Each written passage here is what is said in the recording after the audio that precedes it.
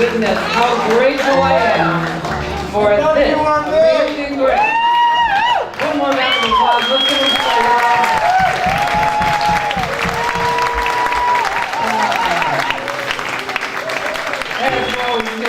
We rock! We rock! We rock! Good morning, Soul Center! Happy anniversary! 5 years, and we are just getting started.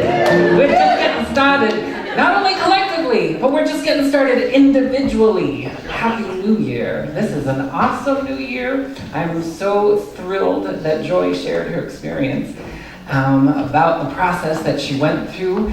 And I tell you, before we get into today's topic, last week we were talking about perseverance.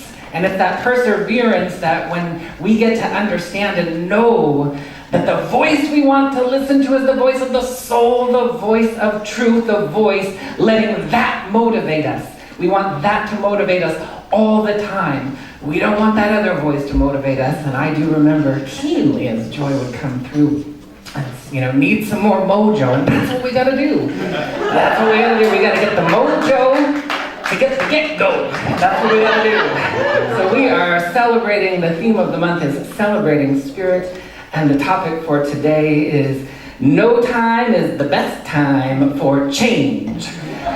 So is everybody ready to change? All right, that was a mediocre.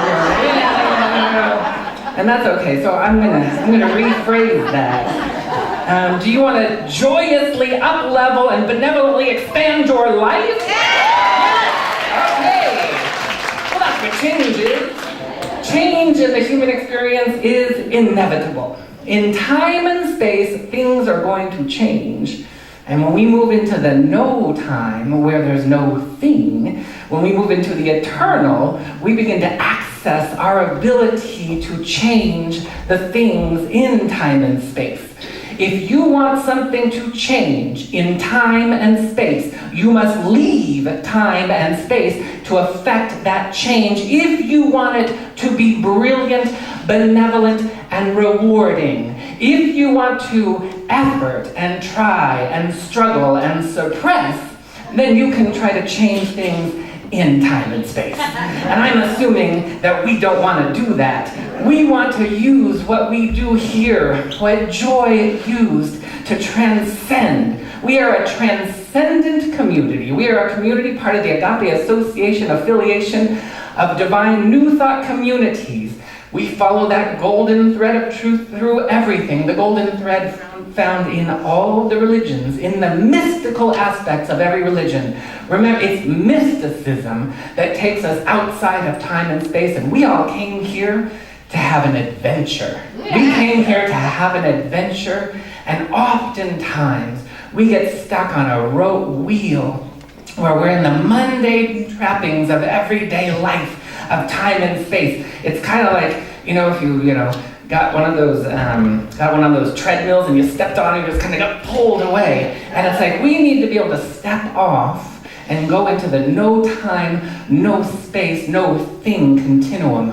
Some of you may or may not know this, but I am a little bit of a science nerd. I love where science and spirituality come together and they coalesce in truth. And the one thing about physics in its traditional sense is pretty much tied to time and space. And physics, and as a matter of fact, any science from the human dimension can show you why. We can run experiments, like back in the 1800s, Albert Michelson, a contemporary, or maybe just slightly predated Albert Einstein, he was fascinated as Socrates was, and people for thousands of years have been kind of intrigued with nothingness. And so he wanted to find out, what is nothingness? He wanted to run an experiment and find out, what is nothingness? And it's, some people say, okay, ooh, in this air right here, there's nothing, but there's lots going on. There's a lot of potent energy in the air right here. There's oxygen and a variety of other elements floating, as well as the Wi-Fi and the Bluetooths and the sound and all of that jazz. And it's very interesting. So what he would do is, they took, you have to really think about, how do you create nothingness? And it was fascinating. So they took a glass tube and they filled it with liquid mercury.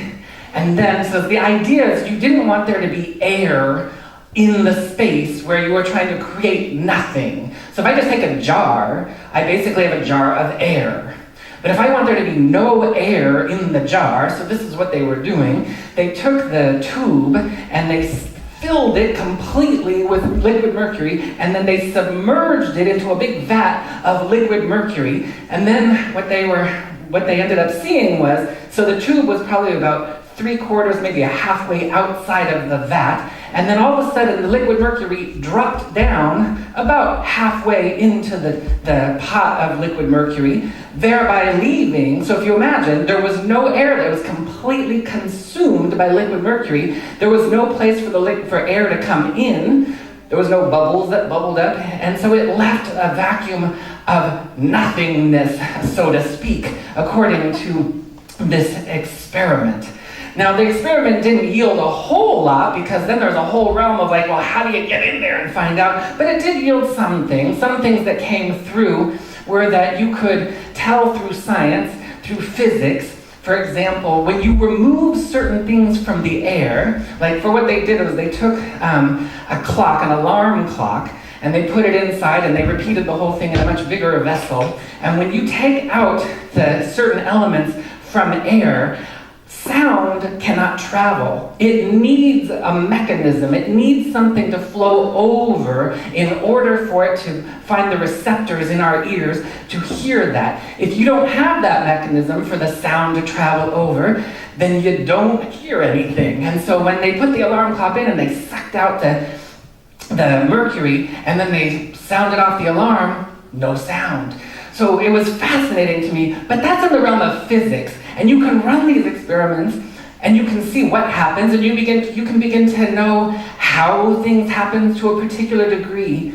But it's in metaphysics that you'll start to unravel the secrets of the universe. And there's really only one way to experience metaphysics, and that is to turn within and allow yourself to practice what I call a few different things. Inspired wisdom. You want to inquire, you want to evoke, and you want to, and then eventually you may need to forgive. Remember, if we lived in a perfect universe where there was no inhibitions, no lack, no erroneous ideas, everything comes from our consciousness. And our consciousness, and I'm not talking about surface mind consciousness, I'm talking about divine mind consciousness. When we access our divine mind consciousness and we live from there, then we can transcend and overcome anything.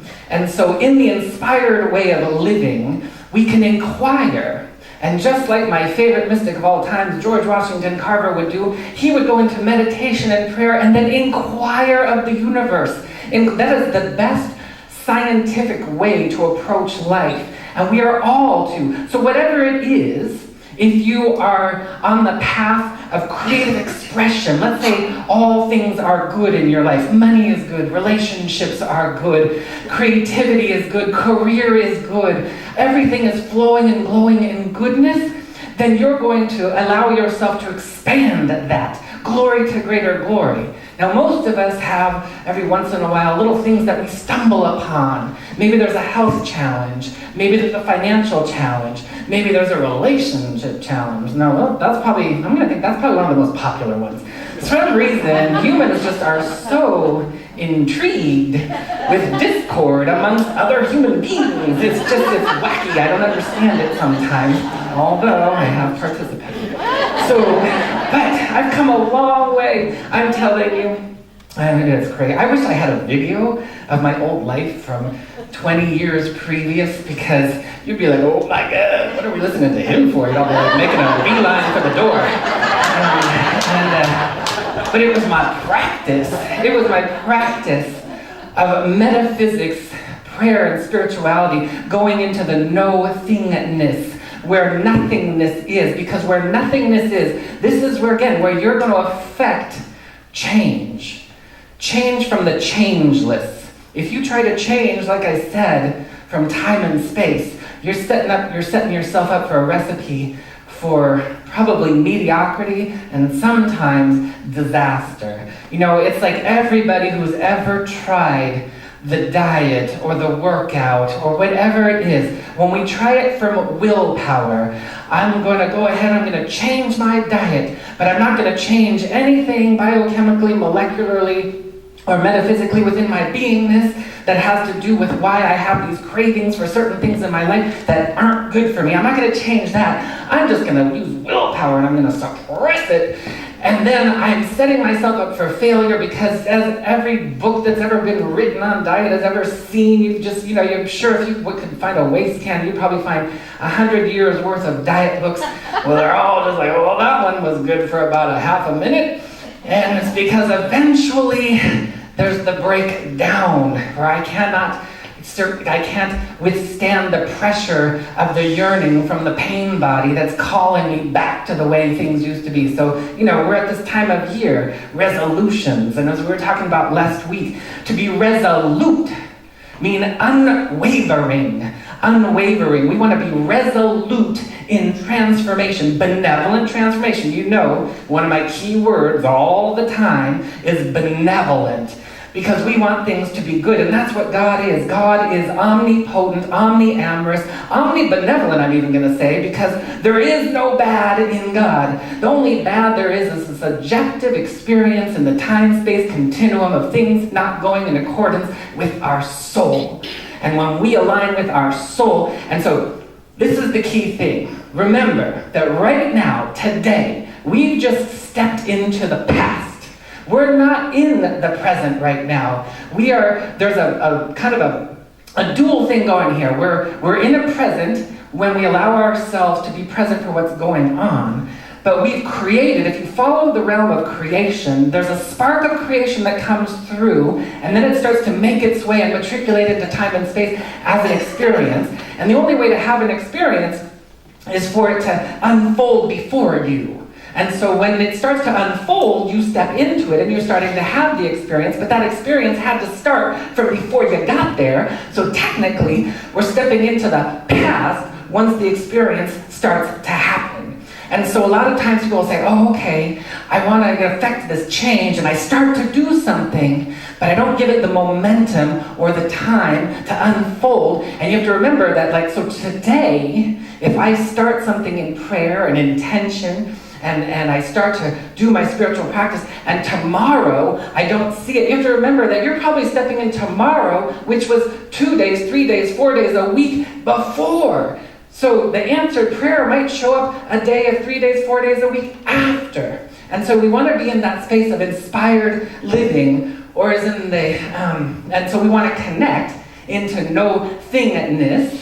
And so we're going to allow ourselves to inquire, what is it that I need to do in order to benevolently affect the change, the transformation that will allow me to be transformed. We want to be transformed, and it's kind of a paradox of sorts, because really the transformation is just reverting back to who we really are. The real of who we are, not the personality, not the ego, not the age, not the condition, not the circumstance. And it takes spiritual moxie to do this, because I tell you, once you step out into the day after you've come out of meditation and prayer, it's very tempting to think this is real. So-and-so just did that, and that's offensive to me, and that just seems so real. Didn't you just see what just happened? Well, that's an effect that came from before that's tied to an idea or a belief that things aren't cooperative or kind or generous, and I've got to reprogram that and cleanse that. And you don't cleanse it just by trying.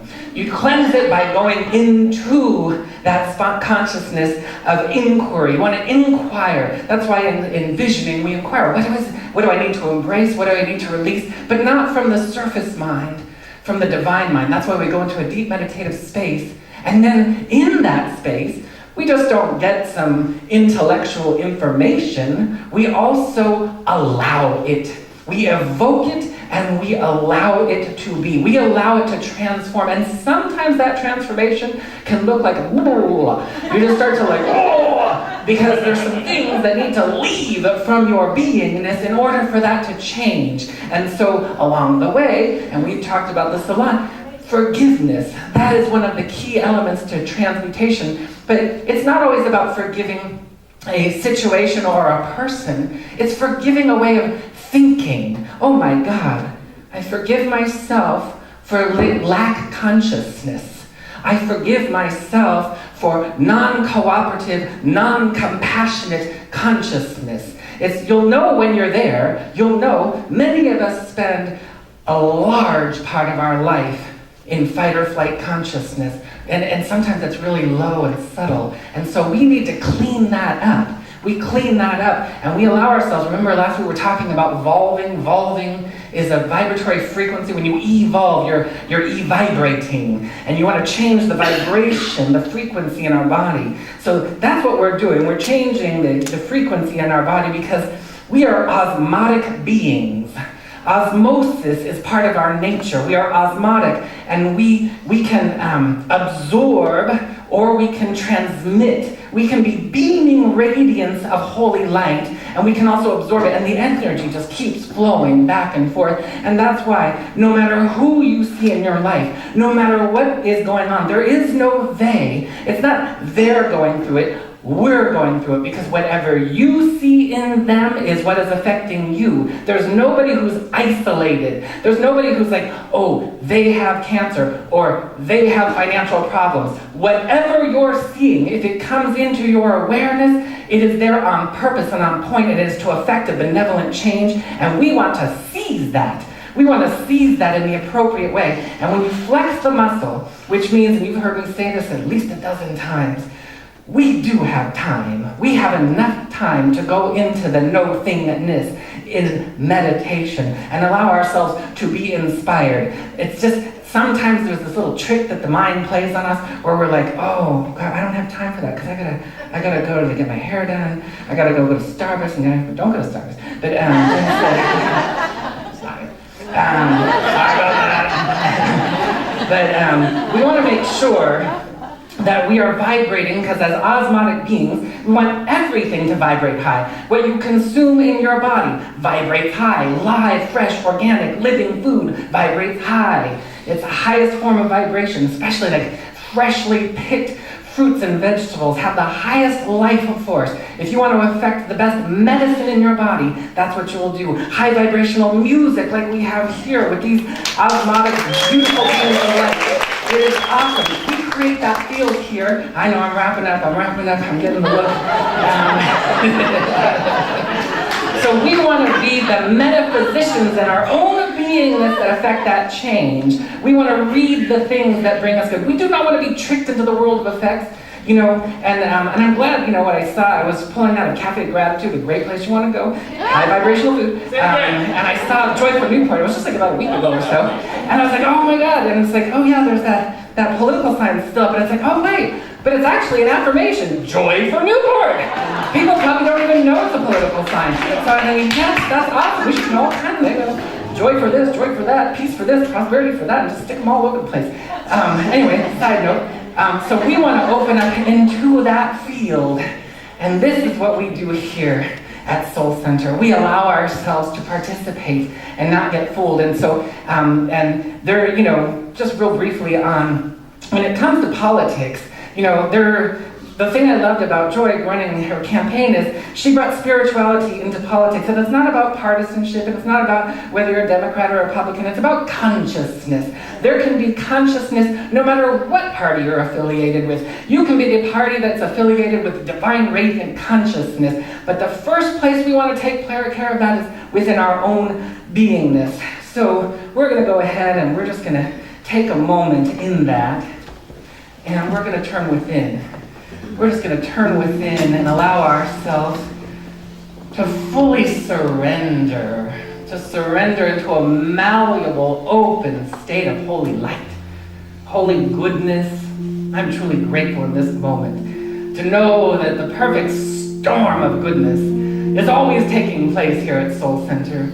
That we are conjuring, evoking, and allowing that divine Holy Presence to come through and to and as everything and everyone. We choose it. We purposefully, we deliberately evoke the power and the presence and the awareness of God.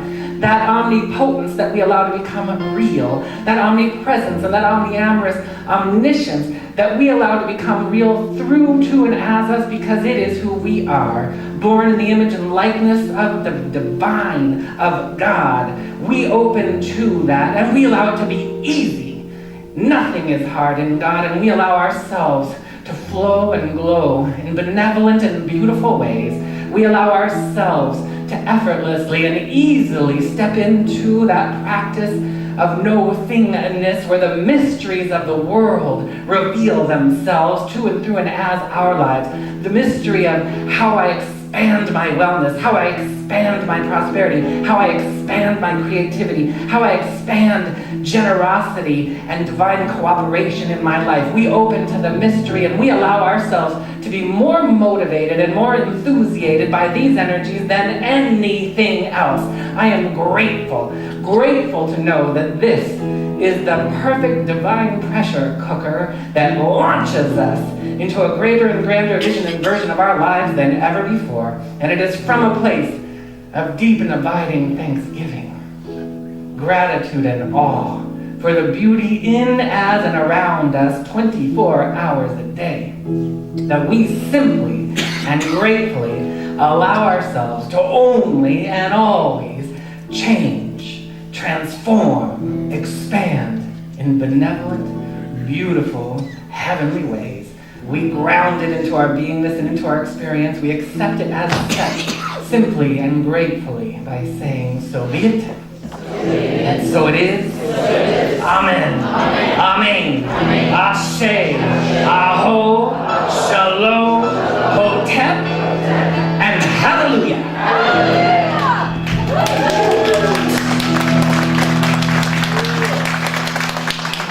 Oh, it's time for the ushers to come forward. I remember this time. Alrighty. And as we prepare our conscious tithing, remembering that as we participate in the realm of circulation, that we are giving from an overflow, that we are circulating knowing that what we pour forward as currency, we are expecting in the divine law that it return to us minimally 100-fold. We allow ourselves to participate in the true meaning of prosperity in every way, in addition to monetarily, and it's from there that we allow and invite the ushers to go forward.